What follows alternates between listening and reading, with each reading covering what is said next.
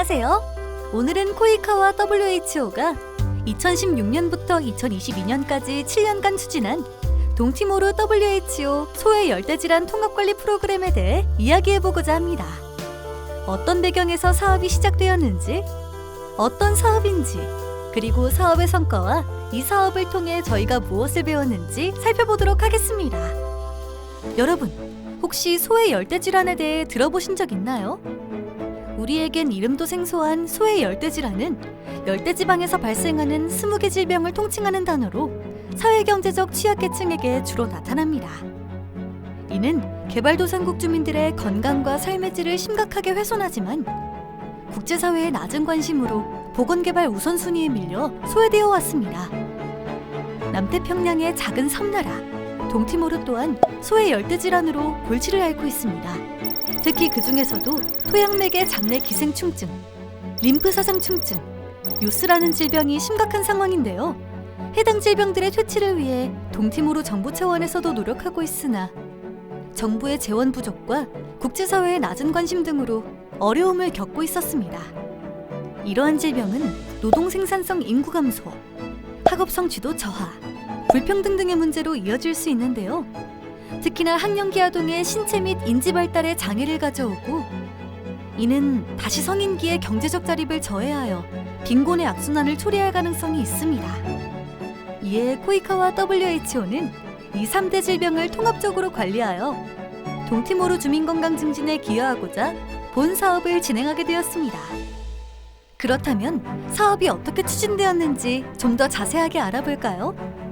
사업은 크게 림프사상충증과 토양맥의 장내 기생충증 대상 집단 투약, 요스 환자 대상 질병관리 강화, 코로나19 대응에 3가지로 나누어 진행되었습니다. 첫 번째, 림프사상충증과 토양맥의 장내 기생충증 집단 투약입니다. 6년 동안 동사업을 통해 동티모르 전 지역의 70% 이상 인구를 대상으로 토양매개성 장내 기생충증과 림프사상충증 집단 투약을 총 5회 진행하였습니다.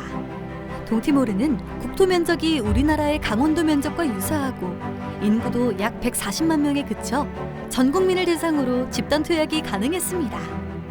또한 마을 자원봉사자와 보건소 보건인력을 대상으로 투약 전후 유의사항, 합병증 관리, 장애 예방 및 보수 교육 등을 실시하였습니다.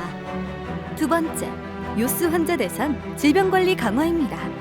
당초 요스 유병 지역이 각각 100%와 75%였던 지역의 인구를 대상으로 요스 집단 투약 실시를 목표로 하였는데요. 사업이 시작된 시점에 2건의 사례가 발견되고 2019년부터 사업이 종료되는 시점까지 새로 보고되는 사례가 0건으로 유지되어 동티모르 정부는 요스 퇴치 국가로 인증받기 위한 절차를 준비하고 있습니다. 또한 동티모르 전국 모든 지역 보건소 내 요스 담당자 1,650명에게 요스 사례 발견과 치료, 감시 체계 관련 교육을 제공하였습니다. 마지막으로 코로나19 대응을 위해 전국 보건소의 코로나19 감시 대응 상태를 모니터링 및 평가하고 대응 체계 구축을 지원하였습니다. 코로나19 사례 관리 지침을 업데이트하여 배포하고 보건 인력을 대상으로 코로나19 증증 환자 치료 및 관리 교육을 실시하였습니다.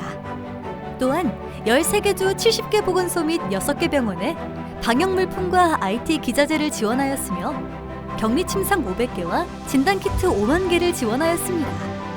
그렇다면 평가팀이 문헌 및 면담 조사를 통해 확인한 본 사업의 성과는 어떠했을까요? 사업은 매우 성공적이었습니다. 우선 모두 당초에 계획한 목표를 달성하였는데요. 림프사상충증의 경우 동티모르 내 모든 지역에서 유병률 1% 이하로 유지하여 사실상 질병이 퇴치되었으며 토양맥의 장내 기생충증의 경우 3개 지역을 제외하고 유병률이 10에서 20%로 유지되는 목표를 달성하였습니다. 요스는 2019년 이후 보고되는 사례 수를 0건으로 유지하고 있어 퇴치 목표를 달성하였으며 전국 모든 보건소에 요스 사례 기반 감시 체계를 구축하였습니다. 코로나19 대응의 경우 전국 13개 지역의 70개 보건소에서 코로나19 대응 및 감시 역량을 강화하는 목표를 달성하였습니다. 결과적으로 향후 40년간 동티모르 국민들이 사업 대상 3대 질환으로 인한 약 2억 900만 불의 경제적 손실을 예방할 수 있는 것으로 추정된다고 합니다. 그렇다면 코이카와 WHO는 어떻게 이러한 변화를 만들 수 있었을까요? 평가팀의 조사 결과 본 사업의 성공 요인은 크게 3가지로 분석되었습니다. 첫 번째, 동티모르는 초등학교 취학률이 높으며 선생님을 존중하는 사회 문화적 배경이 있습니다. 따라서 학교를 기반으로 집단 투약을 실시하였기 때문에 선생님들의 협조로 어려움 없이 계획을 달성할 수 있었던 것으로 평가됩니다. 두 번째, 사업 수행 중간 단계에서 개정된 WHO의 집단 투약 가이드라인을 사업에 적극 반영하였습니다. 수행기관은 기존 집단 투약 방식을 개정사항에 맞춰 적절하게 변경함으로써 3제 집단 투약을 전 세계 최초로 실시할 수 있었으며 제한된 자원을 효율적으로 운용할 수 있었습니다. 마지막으로 본 사업은 상향식 체계를 도입하여 사업에 참여하는 지방정부의 보건 인력이 지역의 사정을 고려하여 사업 계획을 수립했습니다. 이를 통해 약품과 검사 키트 등 조달 시 운송수단과 지역에서 활용이 가능한 자원을 고려할 수 있었습니다. 또한 인력, 예산, 약품 등 제한된 자원을 효율적으로 배치하여 활용함으로써 사업의 개입 효과를 높일 수 있었습니다. 그렇다면 코이카와 WHO는 앞으로 어떻게 더 나은 변화를 만들 수 있을까요? 평가팀은 총 2가지의 개선 요소를 제시했습니다. 사업 진행 당시 현지의 수원기관, 특히 보건부는 강력한 리더십과 관리체계 부족으로 다양한 이해관계자들의 업무 조정 및 협력에 어려움을 겪었습니다. 특히 소외 열대질환 프로그램의 기획, 수행, 보고 등의 역할도 독자적으로 수행되지 못했습니다. 따라서 수원기관의 사업 집행 역량, 리더십, 내외부 의사소통 및 협력체계 등을 점검하고 부족한 부분에 대한 전략을 사전에 마련하여 사업에 반영하는 등 계획을 견고하게 세울 필요가 있다고 제언하였습니다.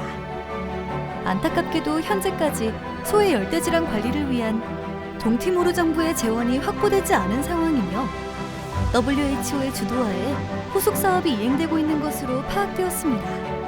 이에 평가팀은 3대 질환을 계속적으로 관리하고 사업의 성과를 유지하기 위해서라도 동티모르 정부의 재원 확보가 어렵다면 외부의 지속적인 지원이 필요하다고 제언했습니다. 궁극적으로는 수원국의 재정적 기여가 실현될 수 있는 장치가 필요하다고도 덧붙였습니다. 또한 요스 퇴치 국가 인증을 앞에 두고 있기 때문에 요스 퇴치 이후 전략을 수립할 필요가 있다고 보았습니다. 지금까지 평가 결과를 통해 동티모르 WHO 소외 열대질환 통합관리 프로그램에 대해 알아보았습니다. 여러분은 본 사업을 개선하기 위해 어떤 노력이 더 필요하다고 생각하시나요? 코이카 사업이 동티모르의 보건 분야의 지속가능한 발전에 일조할 수 있도록 여러분의 의견을 댓글로 달아주세요. 본 사업 종료평가는 외부평가 수행기관에 의해 진행되었으며 코이카 독립평가 패널의 평가 품질 검토를 통해 심의되었습니다.